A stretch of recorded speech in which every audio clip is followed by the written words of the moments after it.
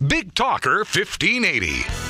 Welcome to Real Talk with your host, Dr. Valencia Campbell, on the Big Talker 1580. Hello, and welcome to Real Talk. I'm Dr. Valencia Campbell, and I'm your host. Real Talk is a weekly radio show designed to address some of the most challenging issues confronting our community, including substance abuse and treatment, finding mentors, the real story about getting into law school or medical school, personal experiences with trying to get a criminal pardon, and so forth.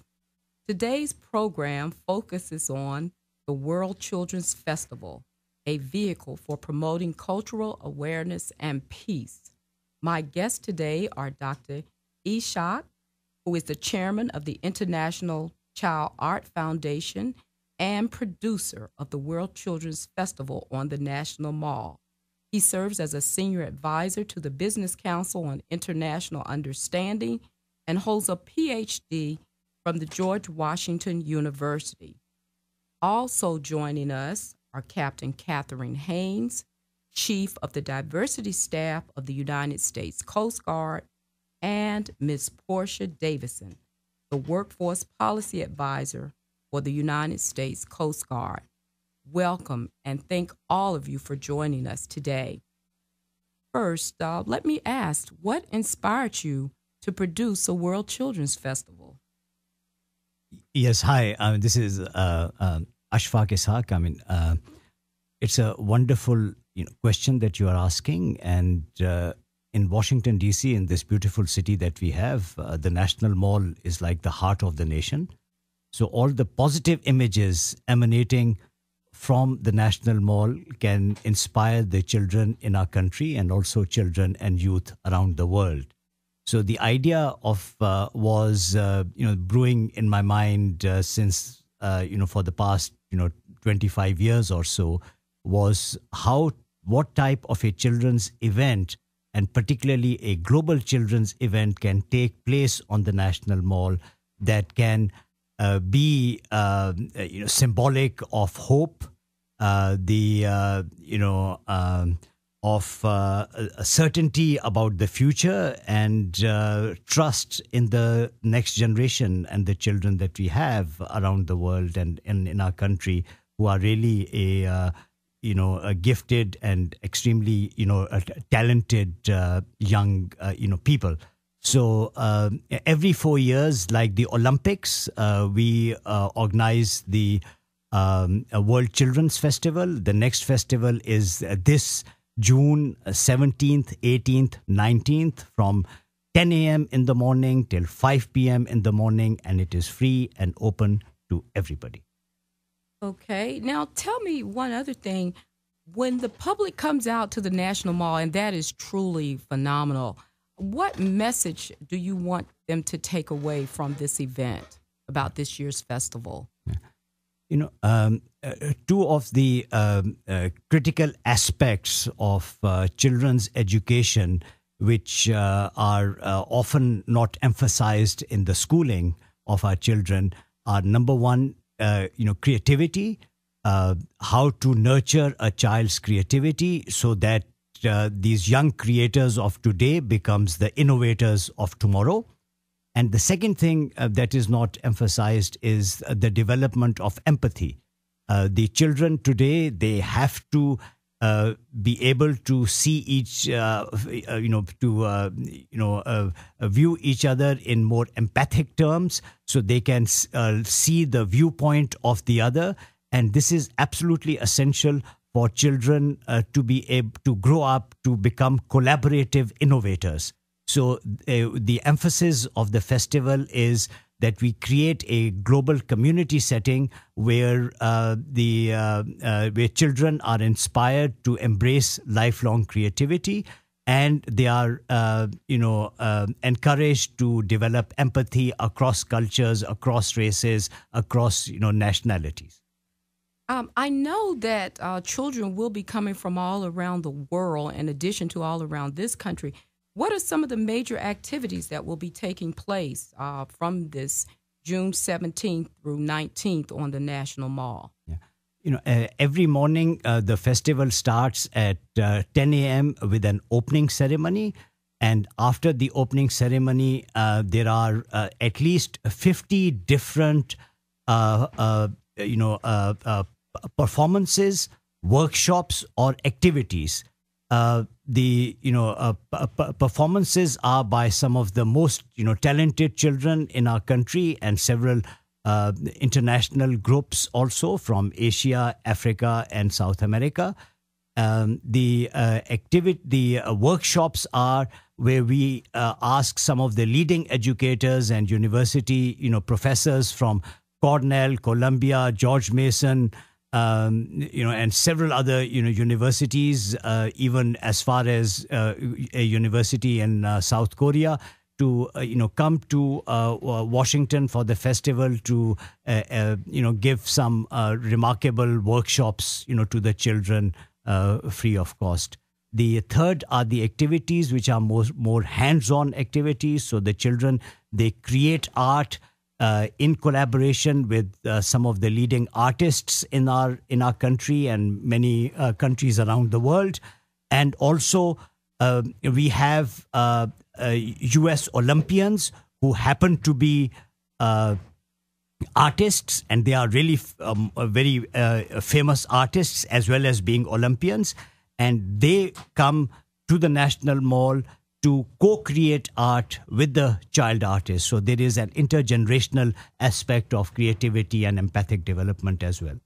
So to our listeners, we want you to come out as well as bring your children or your neighbors' children, because there really will be something for everyone. And it will also give them an opportunity to meet some of these amazing children who will be on the National Mall on June 17th through 19th.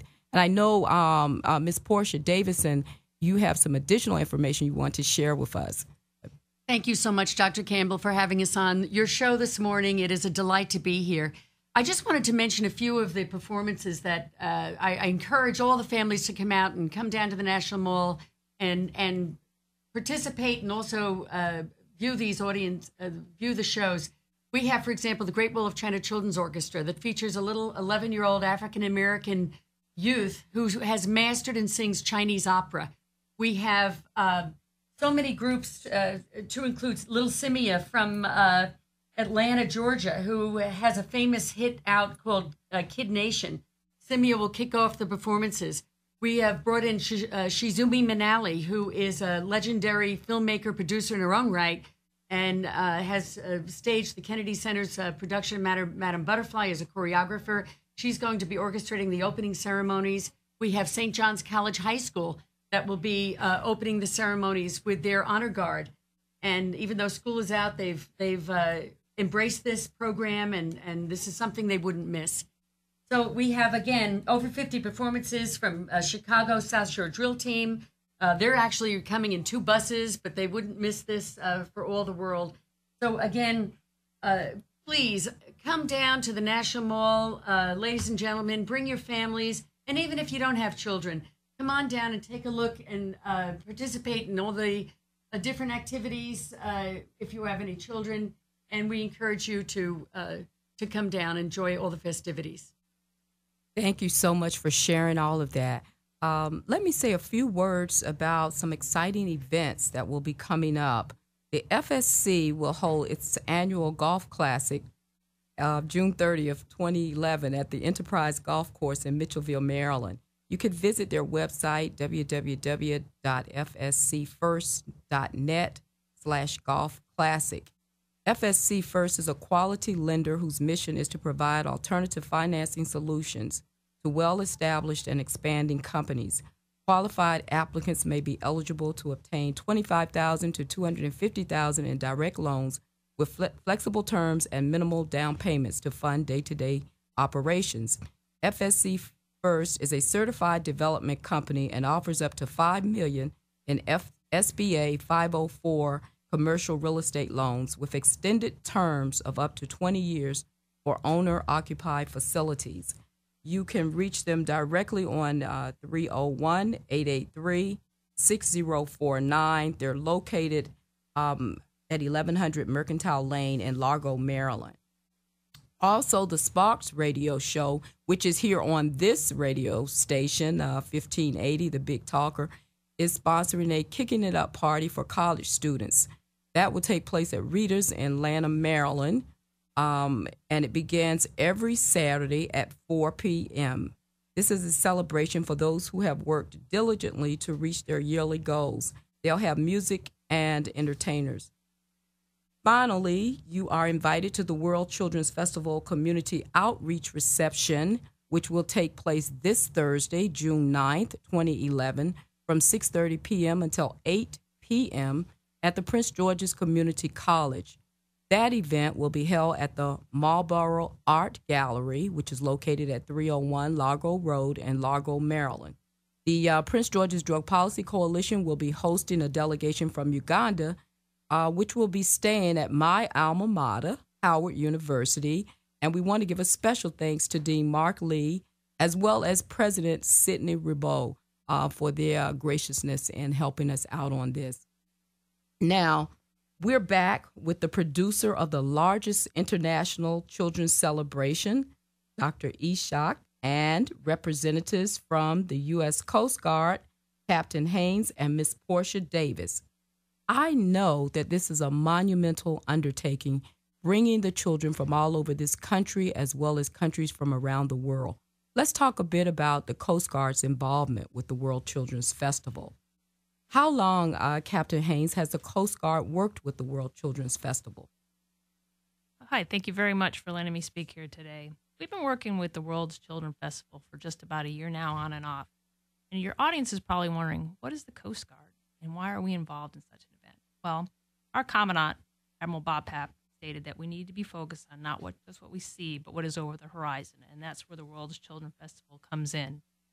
Most people don't realize that the Coast Guard is not only on the United States coast, but that we are very globally focused. We have 170 personnel in 28 countries worldwide, and our units deploy around the globe.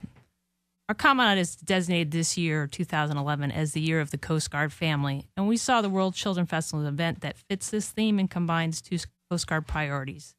The first, embracing diversity, multiculturalism, and inclusion, and the second, to foster global partnerships to support public awareness of Coast Guard missions around the world, and our hope that some of the children we interact with during this festival may one day grow up to be our future maritime partners.